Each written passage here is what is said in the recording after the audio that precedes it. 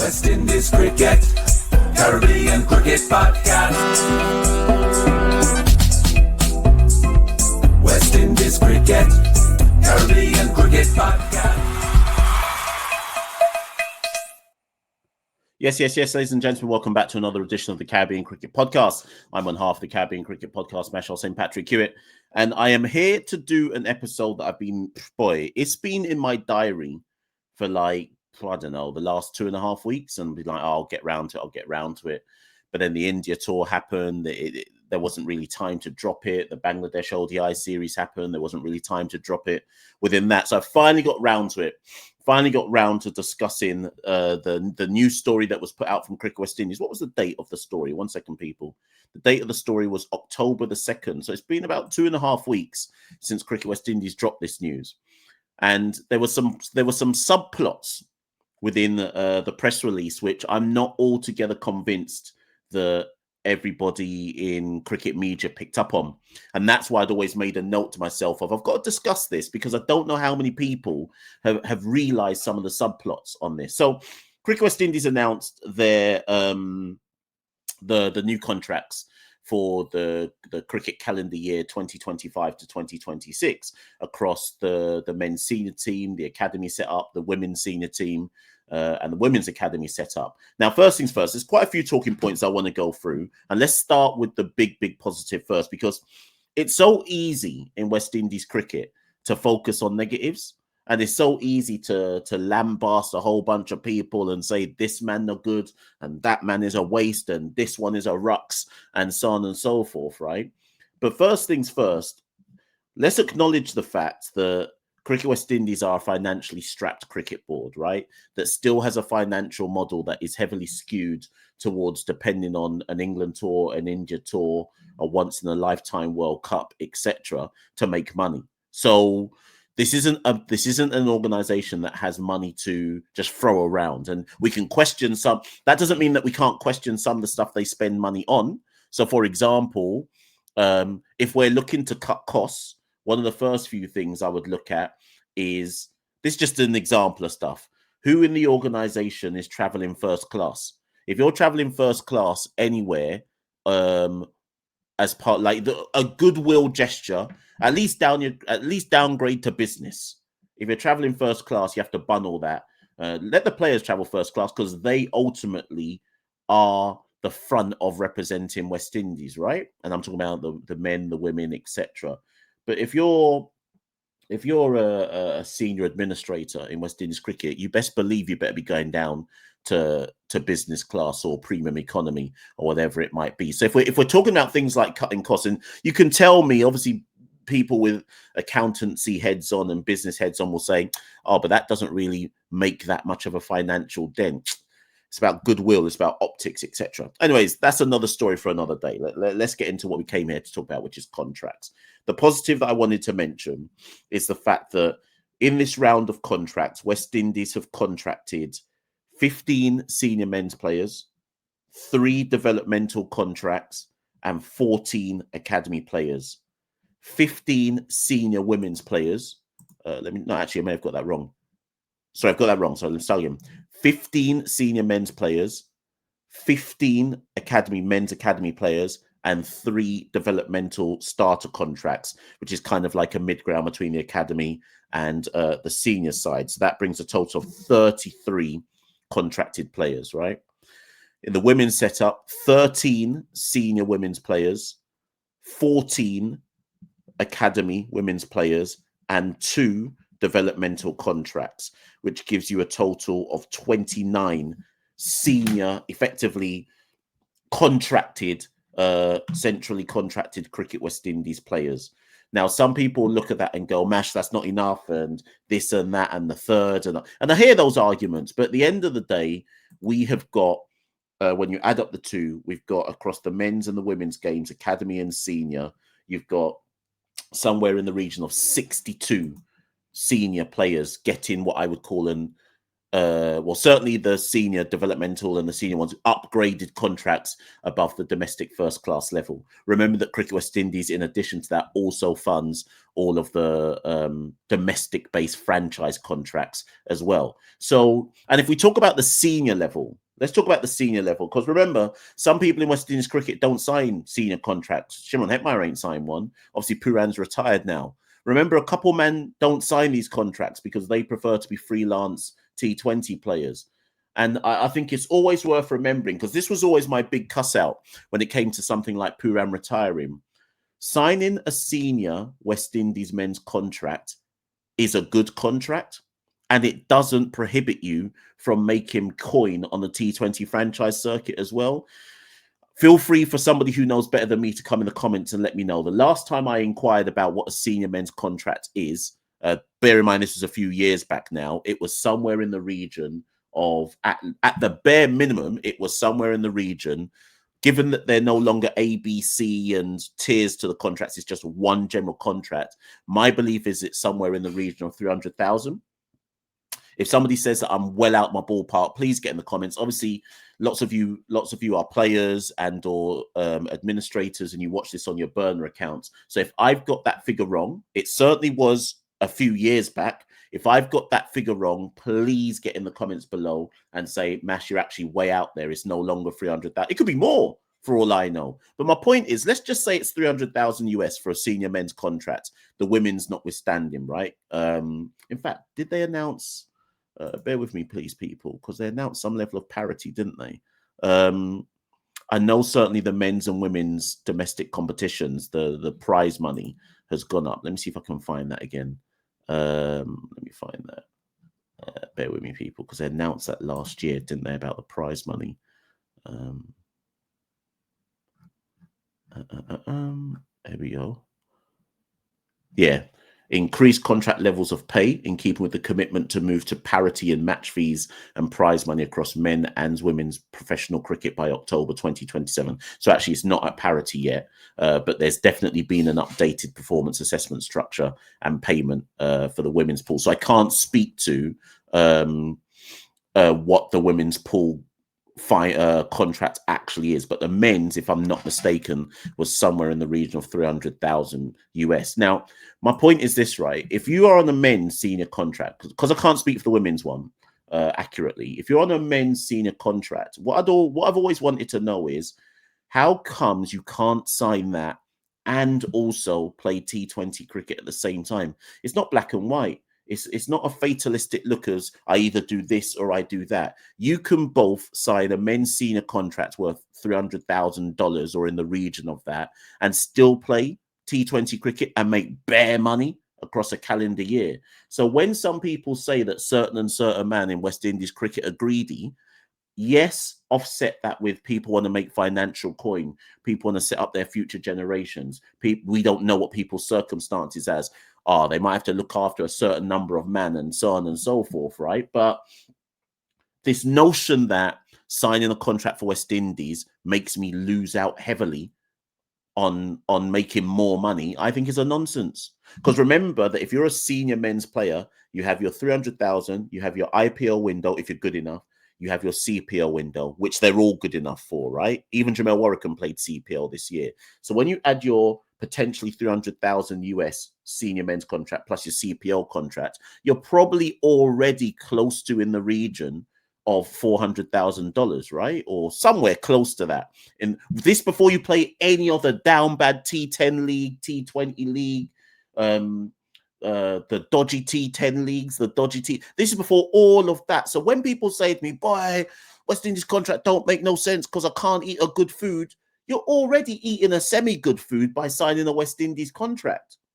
Then just top it up with 1-2 T20 leagues here and there. You hate West Indies cricket that much? Obviously, I'm not speaking to any of the players that signed the contracts this year, but the people that don't, you hate West Indies cricket that much? It gets in your way that much that you can't sign a contract? Anyways, whatever. That's another topic for another day. But big up Cricket West Indies. They've committed themselves to signing for 62 senior level contracts in essence across the academy, developmental and senior pathways for the cricketers, plus obviously all the domestic franchise contracts. That's a positive. Obviously, some players are still on their multi-year contracts. People may have forgotten that last year, Shea Holt, Alzari Joseph, Shamar Joseph, Brandon King, Gudakesh Multi, Jaden Seals, Shemaine Campbell, Hayley Matthews, and Stefani Taylor, they all signed multi-year contracts last year. You have to assume that those were 2-year contracts, right? And in the latest press release for this cycle of contracts, they've said contracts have been offered to both West Indies men's and women's players following the 2024-2025 evaluation period, with selections based on performance and projected involvement in upcoming fixtures. This contract cycle includes a continuation and expansion of multi-year agreements designed to reward consistent performance, provide greater security, and strengthen Cricket West Indies' ability to retain top talent. But again, note in that press release, and this is a challenge for both me and Santoki's Caribbean Cricket Podcast, but all other media in the Caribbean as well that have a vested interest in West Indies cricket. We have to find out who of those players that signed multi-year contracts re-upped this year. How many of them got a re-up? Or is it a case of they got that initial 2-year contract and at the end of 2026, 2025, 2026, that's when the re-up comes? Also, were there any new re-ups or was there any new people that got 2-year contracts this year, for example? So within the senior men's pool, for example, who got contracts this year, who of this lot got a 2-year contract? Ali Kafanese, Carty, Chase, Graves, Hussain, Powell, Rutherford, Shepherd, Warwick, did any of them men get 2-year contracts? I doubt it, but it's not being included in the press release. Sometimes, like, you have to say, either, where do you stand on this? Either West Indies release this information or it's up to journalists to ask for that information. Again, I know a lot of you, players and administrators, are watching this on your burner accounts. Where's the information? Drop the information, please. Who's on it? Who got the re-up? Who got a 2-year contract? Who got a re-up? What's the state of play here? So obviously there's some initial kind of question marks about who's on multi-year. But obviously, as I've just said there, in terms of the senior men's, if I just read the names for those who weren't paying attention, the following men have contracts for the rest of this year: Athanase Carty, Chase Graves, Hope Hussain, Joseph King, Multi Powell, Rutherford, Seals, Shepherd, Warwican. The only noticeable names that you would see there who you would think, why haven't they got a contract? Hetmeyer refuses to sign one, you would assume. Holder is at the tail end of his career. He don't want to sign one to... I mean, he just signed up for Abu Dhabi T10. That's why he wouldn't want to sign up for a West Indies contract. Roach is near retirement, although will he come back for New Zealand? Pooran has retired from the game. Carl Mayers has barely played to put himself in contention for a West Indies contract. So there's a couple of men out there. People might say a man like a Django, but he's not solidified yet. So there's a couple men out there that you might say, could they have got one of the 15 contracts? But I don't think we can quibble too much about the people that have got the contract, signed the contracts for this calendar year. Crucially, they have... Oh, sorry, I should point out. So who lost them? In 2024-2025, the following 3 players lost their Central West Indies contract: Craig Brathwaite, Josh Da Silva, and Kavem Hodge. Obviously, all of them will now be on domestic contracts with their respective franchises. Is there any shockers there? I mean, Josh and Kavem are basically out of the side, so you can understand why they haven't. Craig has been dropped. Of the 3 that haven't got them, Craig is the only one where I would have argued, was it worth retaining him? Because even if you're dropping him, what are you dropping? What does that drop mean? By not giving him a contract, are you dropping him to say, boy, well, your performance 2024, 2025 was down cataclysmic, which it was.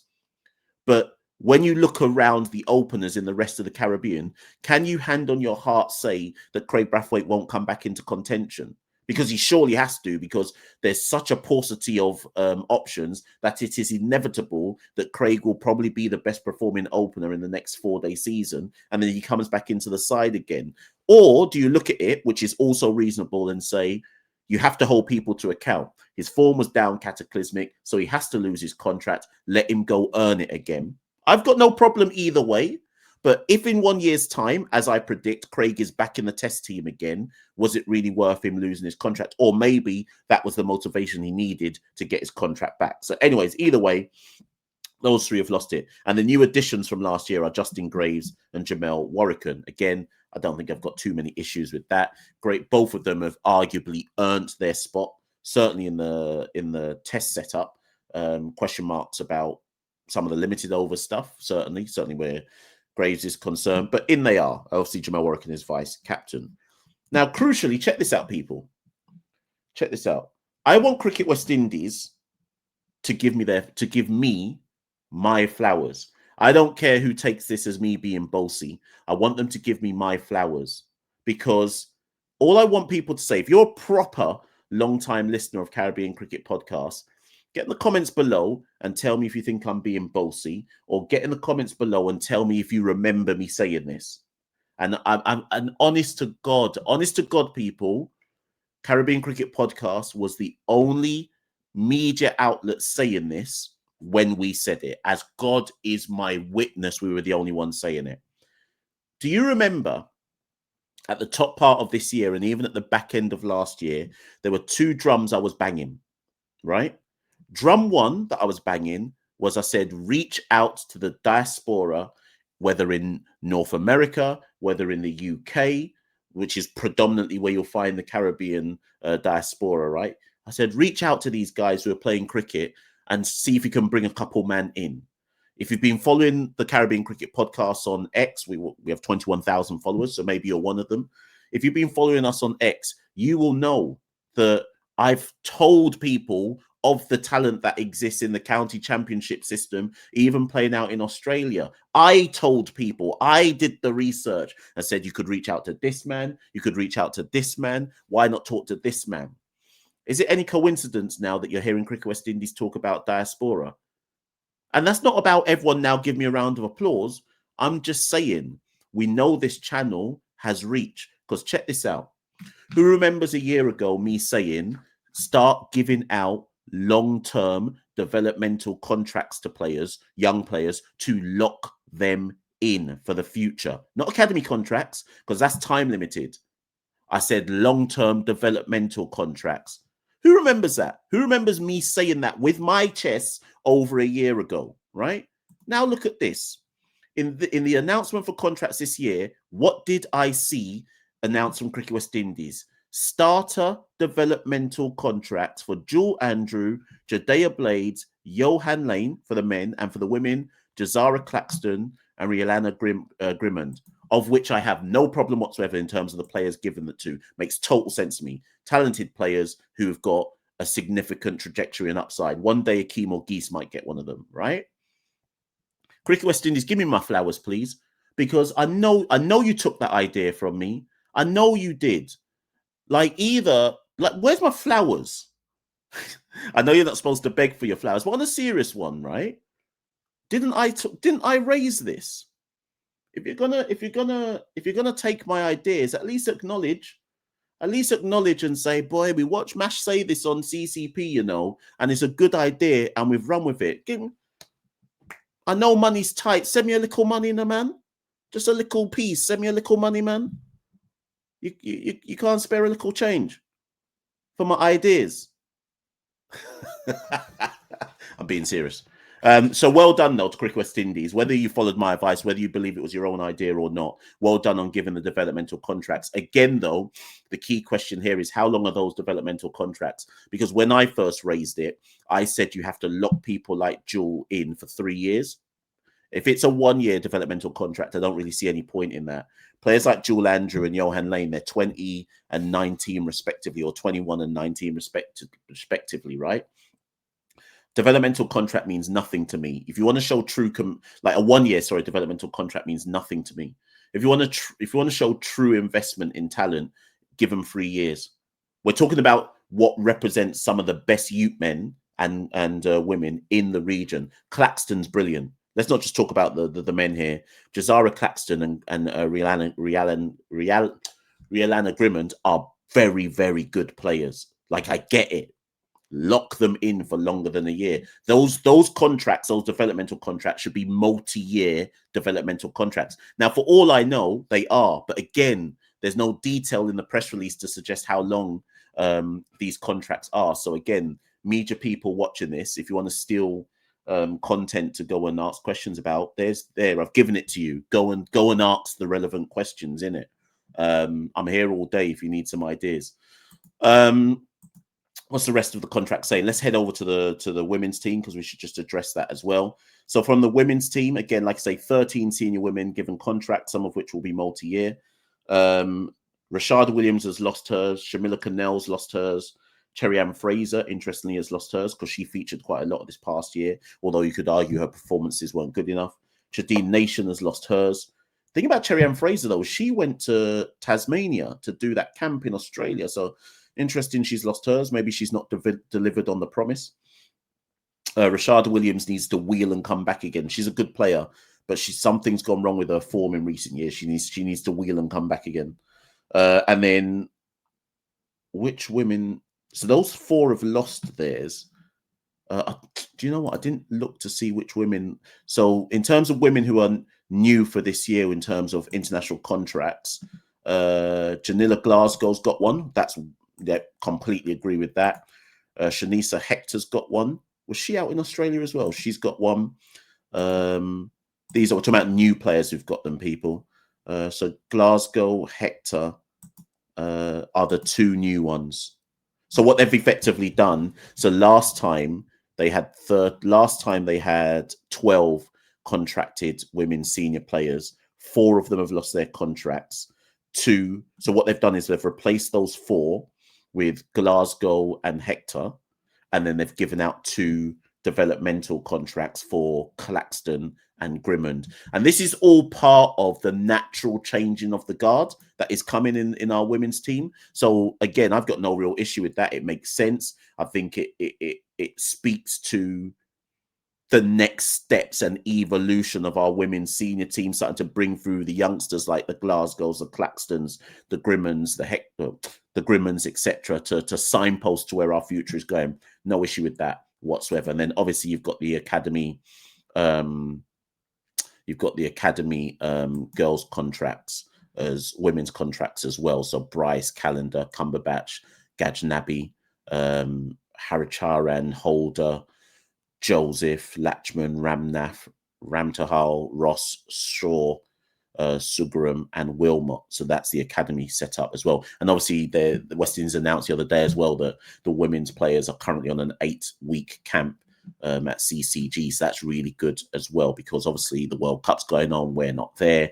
Got to get these women's players match sharp for our next assignment. So that's good to see as well. I should just say, last thing for me, the men's academy contract. So Akimo Geese, Ryan Bandu, Jadea Blades, Rivaldo Clark, Mavindra Dinyal, Giovante De Piazza, Nathan Edward, Damel Evelyn, Amari Goodridge, Becky Joseph, Johan Lane, Sisha Matara, Kelvin Pittman, Reniko Smith, Carlin Tuckett. So those are the ones with the academy contracts. It's going to be very interesting to see what happens with those academy contracts, because again, remember, academy is now full-time. So those players are supposed to be based full-time in Antigua, right? We also have the Under-19 World Cup coming up at the start of the year. Before that, we've got a 7-match youth series versus England. So players like Jewel Andrew qualify for that Under-19 World Cup still. So it's going to be very, very interesting to see how they interchange. So that youth series versus England, technically that's supposed to be an Under-19 series, right? But will some of the older academy players play? Like, it's good. Obviously, I can reach out to Ramesh to ask him the questions around that. But with the academy no longer part of Super 50 and no longer part of the 4-day championship, I'm intrigued to see. Yes, it's full-time. So yes, they'll be honing their skills in a full-time setting. But what does that mean competitive-wise if you have an academy contract? Obviously, as well, some of those players can get first-class contracts. So someone like an Akeem or Geese, I expect to see him in the Windward Islands setup. So I'd expect some of those academy players to feature for their main home domestic franchise, but not all of them will. So what are they going to do in Super 50 or 4-day champ, etc.? So watch that space carefully. But at least they have some level of financial security and full-time professional setup within the context of the academy. And you can see that Sammy's not afraid to give out some caps to them. Matara's got a cap now. Johan Lane's got caps now, played Test cricket unbelievably for West Indies. Or Geese has caps, ODIs, T20s. Judea Blades obviously already has caps. So you can see that some of these guys are going to get fast-tracked, but I just want to know how much cricket they're going to play now they're not in a domestic franchise setup. Listen, people, like I say, not saying I've got the answers, but certainly get in the comments below. Let me know what you think about this year's retainer contracts. Have you got the same questions I've got? Maybe you want to cuss me out. And there's a couple, man, 1, 2, 3, 4 that love me off, that love to cuss me out. So I expect to see you in the comments cussing me off and chasing man down. Why for that? Yeah, see you in the comments. I'll be Machel St. Patrick Hewitt, one half the Caribbean Cricket Podcast. As ever, you can support the Caribbean Cricket Podcast by going to www.patreon.com/Carib Cricket. Caribbean Cricket merch is out if you want to get yours. Still a few available in white, pink, blue, and maroon. And if you don't want to do that, you can use Super Chat, Super Thanks, buy me a coffee, etc. Several options. Drop in an article today on Caribbean Cricket news if you haven't yet subscribed to our news website, Caribbean Cricket news.counterpress.media. That's also in the link below, so look out for some articles heading your way from that site as well. I'll be Machel St. Patrick Hewitt. Hope you enjoy the content. See you all very, very soon. West Indies Cricket, Caribbean Cricket Podcast.